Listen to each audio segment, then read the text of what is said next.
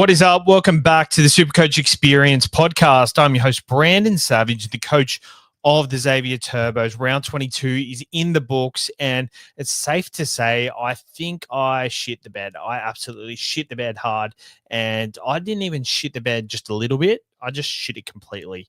I absolutely messed up every single reserve option that I had available. I messed up. I got the captain right.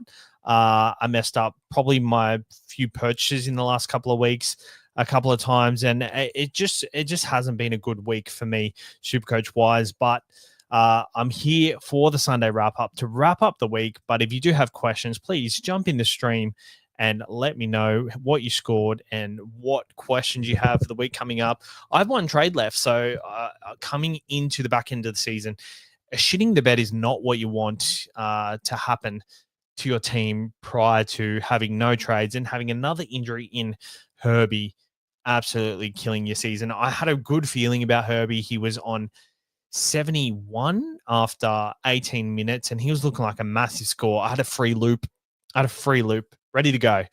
And then Herbie just pulls his hammy on a really big break there. 18 minutes in, like 70 non-owners absolutely kissed on the dick. Like, I feel sorry for the people who actually bit the bullet and got him in this week, because he by far was the top. He's the best center wing for the run home, because he is the best center wing in SuperCoach at the moment. But yeah, I feel sorry for the people who bought him in this week and were really stung and have to trade him out again this week. Like that, they created all that cash to get him in. They probably planned for weeks to get him in, and for that to happen in the week you got him in, like, you've done the right thing in biting the bullet and getting the best center wing in SuperCoach in. But yeah, unlucky to the people that did, but to the people who don't, fuck you. Although if you've had bad luck all year, then it's about time you finally got some luck. So, but if you just kissed on the dick and you ranked highly and you just don't have Herbie, then fuck you. SMK 13, 1202, ranked 185 trades left. You're in a really good position. I reckon you're going to rank top 50 just based on that. Blake Hudson, sup. We've got James Rhodes, 1301, Walsh VC 3 trades. You're in a very good position too. I think the Walsh 143, I think it was a week, if you don't have someone like Royce Hunt, it was a perfect week just to take it. All the rain coming about, and I think like a 143, it's so rare, and people are so, what's the word? I think they're greedy and looking for a big 150 score from their straight captain. But I think we've really got to taper our expectations moving forward, because the 150 scores are just not coming. They're not coming. But that being said, it was a very rainy week this week. So probably can put that down to the rain this week. I think we will see more towards the end of the season, though. Let's move on to the first game then. So Melbourne played the Parramatta Eels. I fell asleep at halftime here on the couch. It was good times. Charlie Guyman top score with 68, and he is just keeping the ball rolling for sure. He's going to be 500K next week. He's going to be a playable option now. If you need to play him, he's a playable option. But I bet the time we all need to call on him to play in our side, something happens and he shits the bed as well. I just feel this is going to happen. It's also very annoying that he was 199K all season, and then when we finally can't get him out, he's 500K. But that's why you keep your trades. There's a lot of people in the chat with 5+ trades. If you've got that many trades, then you're in a really good position to sell Guymer and just upgrade him and keep your depth going. Blake Hudson goes, Herbie was on track for a 300 score. Yeah, he was. I had the loop locked and loaded. Josh Adokar, 63. Jack Williams, 61. Not much to touch on here. It's just Zach Lomax, 41. Missed a couple of goals.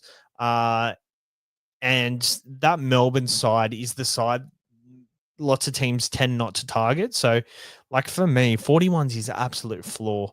I think if you don't have Herbie, Lomax is a perfect option to go to. I don't have Herbie on my side, and I think Lomax is very good. They have a really good matchup next weekend. I'm pretty sure they've got the Cowboys. Oh man, I reckon he is a genuine captain option next week. There's a lot of good captain options next week. So, yeah, I think Lomax owners don't stress. And if you don't have Lomax, don't be complacent with him scoring this because I think he's about to go nuts. Lomax is a great player. He's kind of been going through a few bit of the yips lately, a few errors, a few missed goals, but I think he's a great thing to have for the end of the season. For the Melbourne Storm, Elias Katoa, 77 points. The question was, without Jerome Hughes, can he still produce? And yes, he did. He's still there. Munster, 72. I think this is a good thing of signs of things to come. They do play the Broncos this week, who they really enjoy playing. So I think keep an eye out for him. Pappenhausen, 48, lost the goal kicking in the end, and Bellamy was not happy. I think there's every chance that Pappenhausen has lost the goal kicking for the rest of the season. I think him and Meaney were kind of neck and neck anyway, but then the fact that he had a game like that, I don't think Bellamy's going to trust him moving forward. So expect Meaney to keep the goal kicking, which is, Meaney playing centre goal kicking is worse than Pappenhausen at fullback kicking, not kicking, but they're all it just kills them both as options where Meaney's not fullback, and et cetera, et cetera. Harry Grant, 52, back to reality this week.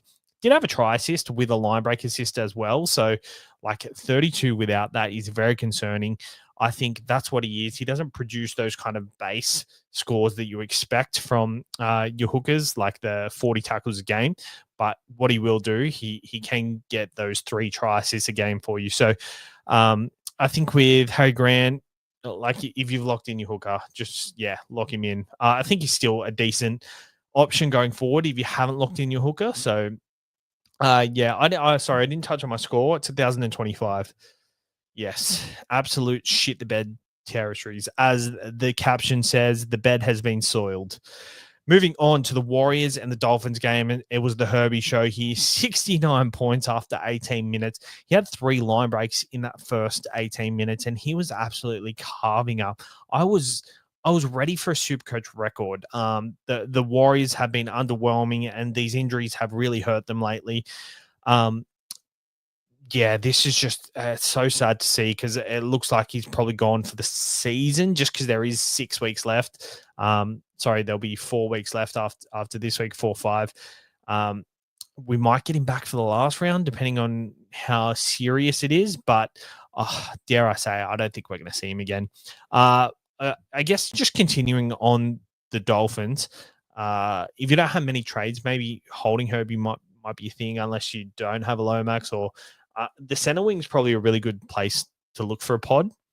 So that's just what I'd say. Like I'd prefer to hold a Lucas or a Tino if you've still got those injuries to deal with. And I'd rather sell Farnworth because the center wings that you can get in as pod options for the run home are much better going to benefit your team rather than getting in a pod front row or second row. Oren Keeley has absolutely been killing it. 90 points, 350K. Thought he was doing much better than that. But in the last 2 weeks, 74 and 90 in the last 2 weeks since he's played 80 minutes. If he goes back to the edge next week, that's going to be good for him. Who's he got coming up? Oren Keeley. So I'm trying to get who's got coming up. He has the Roosters, Broncos, Manly, Gold Coast, Canberra. Not a very great draw, but not the worst draw. I'd probably stay away from the Roosters there, and then the Broncos. The Broncos, who knows what they could do? But like his second row, he's probably scoring well enough. So yeah, I don't mind it. Hammer, 66, Jeremy Marshall-King, 106, top scorer. Over to the other side, Dallin at about 300K, 106. Tane Tuapiki played fullback for 85, and Chance played center. I think he scored 30. He did score 30. Halasima, 64. Looks like he's locked down that 80-minute role, which is really good for SuperCoach. And Tamari Martin, 66. Sam Healy, 76. I think he was a great draft purchase, 76. Jesus Christ, he's a weapon. I reckon he's so good, eh? Just sucks that Wade Egan's there in front of him. Aaron Clark, 75 as well. Jonathan Glover. When I have a shit week, I pout around the house all night, avoid rugby league content for 24 hours, having to step up and do a live stream on a Sunday night. No way. Mad respect, Savage. Yeah. I think I think this time of year it's kind of weird because it is what it is. Someone scores and it's like you're not really looking forward to the next week this time of year. You're just kind of like, okay, we can do what we do, blah, blah, blah. So I did not feel like doing the live stream today, but it is our job. It is a job that we strive to service you guys of content, because I know when the podcasts I listen to don't drop an episode, I'm like, what the fuck? What are you doing? I know other people have scored well and they want to hear other people's thoughts on it as well. I know when I score well, I just want to hear so many thoughts about it. Like when I score really well, I legit go to every single podcast and I'm like, what are they saying? Like, what are they thinking? Are they gonna wrap this player that I got in as a pod? Blah blah blah. I think that's the beauty of content. You've got to front up regardless, and I always kind of think that when I have a shit week, I look back to the podcast and I'm like, hey, at least I get paid all right to come on here and talk smack about SuperCoach and just share my thoughts. I don't have to put a whole lot of effort into it. It's a lot of time. It's very time consuming. Don't have to put a lot of effort into it. So it's natural. You know, we all watch the footy. We all have our thoughts on the footy. I've just got a platform to do it, which is good. So you gotta present on the bad weeks and present on the good weeks, and then it pays off for sure. Blake Hudson said, a friend of mine, Captain Karaz, I think he was chasing last week's points. I named a fullback and then kind of attacked at center. Not a very good SuperCoach role, is it? I actually thought that him playing fullback was a bad thing, regardless of the weather. I don't think he has the ball playing in him. So it was good that he went into center. But, is it good or is it bad considering, like, is he legit? So now he gets the runs back that he gets from wing at fullback. So he gets more runs. But when he's attacking in the centers, like, is he getting less opportunity for tries? I guess we'll go to the Bulldogs game when that comes up. But let's move on. Broncos played the Rabbitohs and Reece Walsh downdated to 134, Tony Staggs 112, Mariner 102, Ezra Mam 93, Adam Reynolds 92. Big game. Cobbo 87, Carrigan 81. Did he get that line break try assist that everyone was talking about? He did. This was a big game for the Broncos players, and I think the Rabbitohs are just so short that you've just got to target anyone that plays against them. I think I actually think Cody Walker and Latrell are potentially back next week. So maybe this run of easy games for oppositions for the Rabbitohs is going to come to an end when Cody Walker and Latrell come into the side. That being said, they're so shot for depth everywhere else. And I don't see Latrell and Cody changing too much. I do give them credit. They have held on for like at least 20, 30 minutes every week. They held on a little bit at the start of the game against the Broncos, but I think especially when you've captained someone, you kind of want them early points on the board in the first 10, 20 minutes. You want to see signs from them that they're going to score big. But in this day and age, it's not actually a bad thing if they haven't. You kind of want these teams to really exert all their energy in the first 20, 30. So at the back end of the game, the key players can cash in. So, when you are looking for early signs and early attacking stats, it's never a worry. It is a worry when you look at them and both sides are kind of on the same level. You just know that the Broncos were just waiting for an opening, and they absolutely ran on with it. crazy this score line. The lowest score was 30. Shiba 49. He was like the 5th lowest scorer. And then Goz 55. Crazy. Ben Hunt 67. Wow. Yeah, for the Rabbitohs, Hubner 68. Tallis Duncan has done a good job for 66. Alex Johnson just seeing nothing with no one there to give him any pill. But he's scoring well, like 59 points, 12 points in tackle bust and 2 line breaks.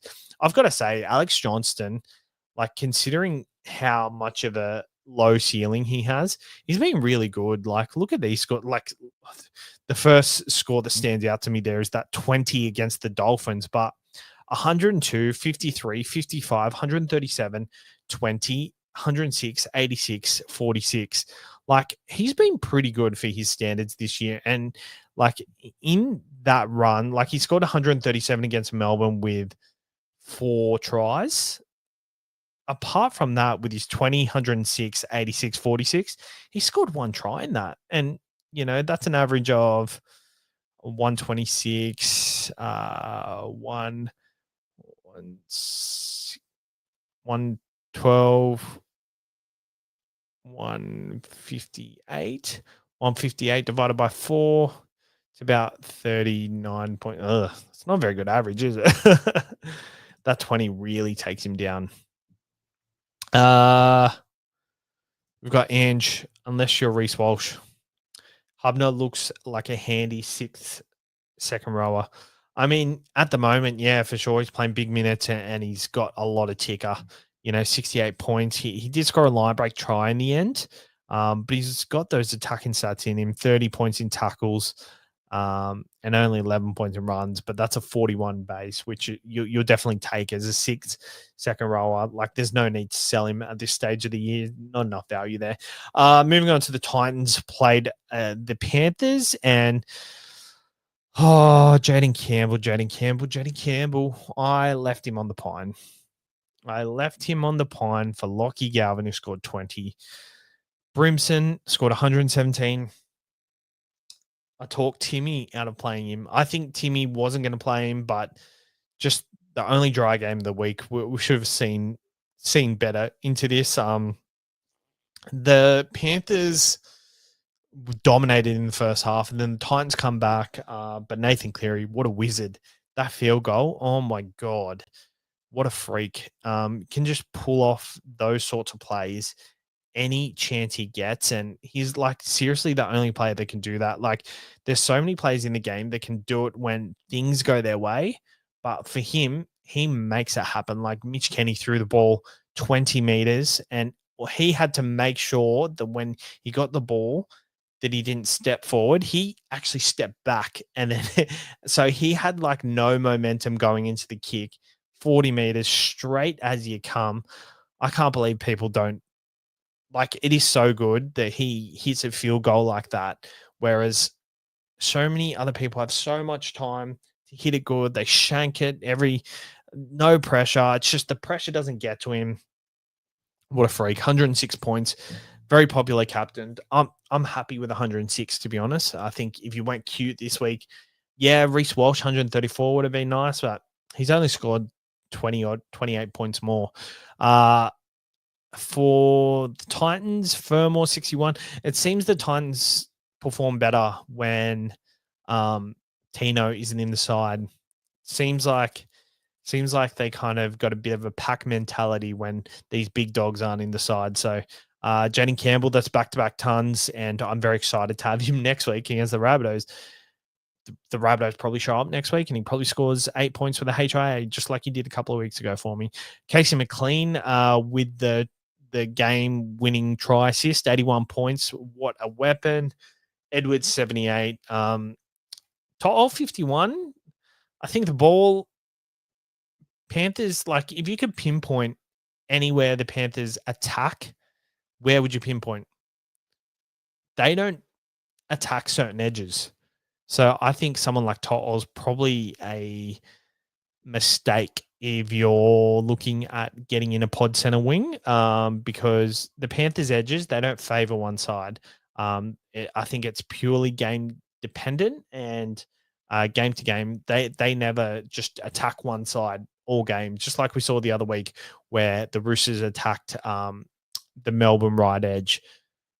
The Panthers don't do this every single week. They like to wear teams down, and yeah, they do have specific plays set up for specific players, but they're never attacking an edge, and not enough for me to be confident and get in total and know he's going to score well for me, because I don't think the ball gets to him enough and they don't use him enough in attacking play. So yeah, I don't think he is someone who I would be keen on getting in. Let's move on to the Dragons defeating the Raiders. We do have a question here, and says, what rank would you need to be to have a chance to win SuperCoach? I think you'd have to be probably at least 150th, I'd say. Let me have a look.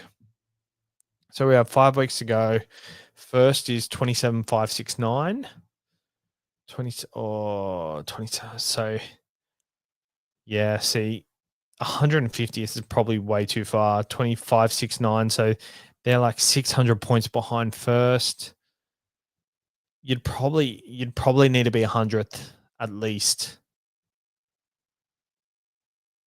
100th is it's still 550 points behind. Like ideally, let's say, see, these people are like 200 points behind. Top 50 with trades. Yeah, top 50 with trades. So 51st is 461 points behind first. If they had trades, I think they could catch them with some good weeks. But you've also got 50 other people to deal with, so you're not really catching just first. You're catching 50 other people. So all right. Raiders. Not much Supercoach wise here, to be honest. Timoko 109, 96 at halftime. Starling 67, pretty good if you held on to him. Tarpane 75, that's good if you kept him in your side, especially with Haas being out this week. I need to get some water. Hold on.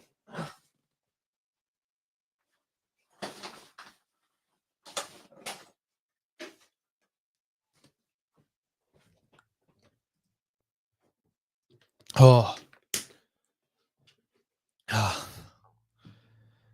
Should have brought that with me. All right. What else we got? Not much doing here, eh? Like there's Fine 80 points for the Dragons, Cook 55, King Tonga 63. Pretty good if you decided to go him there. Luke Easton, big bottle if you're thirsty. I'm wearing Titan shorts as well, by the way. Don't go for the Titans, but yeah, this was a bit of a nothing Supercoach game. Hosking 50 points. Yeah, would have been disappointed for this one. So let's go to Seagulls play the Roosters, and Jesus, the Manly Seagulls were disappointing. It was a wet game of footy, so I think, yeah, you take that from it. Lehigh and Garrick, 21 points. Luke Brooks, 9 points in 80 minutes. Ridiculous.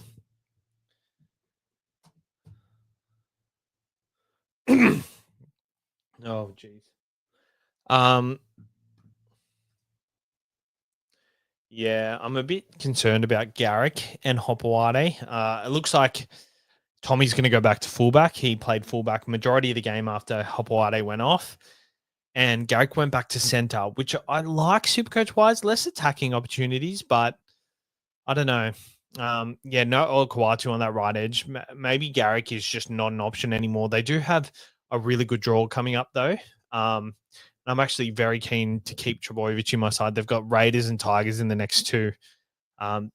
They do like playing the Raiders, but I don't know. The Raiders are different, coming off a loss against St. George, which is scary. So, Yeah, those Manly stocks that I have, I'm worried, but I'm very happy to have Trebojevic in my side. Lehigh, fucking hate Lehigh. Oh, I love him as a player. I think he's really good, but I just don't like him at fullback. The Roosters, Sam Walker top scored 94, Angus Crichton 67, Tupou 60. The big one here, Tedesco 44. I think since Sam Walker's come back, he's fallen off a cliff. So Sam Walker has played St George, Sharks, Melbourne. To be fair, they've had a tough draw. St George, Sharks, Melbourne. Teddy since Sam Walker, 84, 37, 64, and then 44. It's a bit worrying. They have the Dolphins next week, the Bulldogs. They've got some good matchups. I think he's by far someone you want in your side, but yeah, I am concerned. I'm very concerned. Moving on to today's game, the Tigers beat the Bulldogs. The Tigers beat the Grant's SuperCoach side. Dewey had the game of his life for 83. Terrell May 62. Just the wheels not falling off, but he needs a rest here and there now, which is fine. I think he's had a big season. He's played 80 minutes most weeks. Played a bit less today, but you expect that. For the Bulldogs, Preston 75, Carraz 66.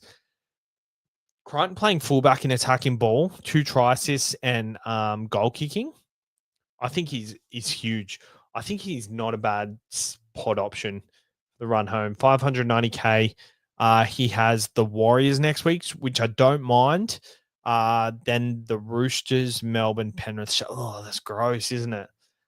It's very gross. But I like that he's attacking in fullback and he's goal kicking, still defending at center. That's probably one of the best Supercoach roles that you could possibly do. But the draw just is no good. Kick out 27, Burton 34, and my boy Lockie Gowan 22. And Royce Hunt there coming into my side when an AE was in my side. My AE besides that was 70. Charlie Guyman 68, and Royce Hunt. I haven't liked owning you all season, and I don't like owning you now. You're good to me for a bit, but Jesus, come on and play 5 minutes and then leave the field for a 13. It's good work rate, but Jesus Christ. Daryl Weller only got 1,004, was a disaster. Oh, I didn't get much more than you, mate. Ryan Woolworth, Hudson and Nikora were all tough trades. All sits went better. Oh, tell me. I'll show you my sits right now. So my sits, let's go to head-to-head. Look at my sits right here. Everyone I sat scored so well. So McInnes 77, Tupou 60, Campbell 112, and Guymer 68. Everyone I played, Drinkwater 31, Garrick 21, Nakora 35, Galvin 22, Hopewade 21. Like, just this is shitting the bed territory, which is no good. And the last game, the Sharks played the Cowboys at home. Mulatalo 103 points, 450K. I think he's a really good purchase. He's gone back-to-back 90-plus scores. Fanil Blake went over for a try, 87. McInnes 77 with a try. Hasn't scored a try since I bought him. Then he scores. Brayley 75. Ramian 68.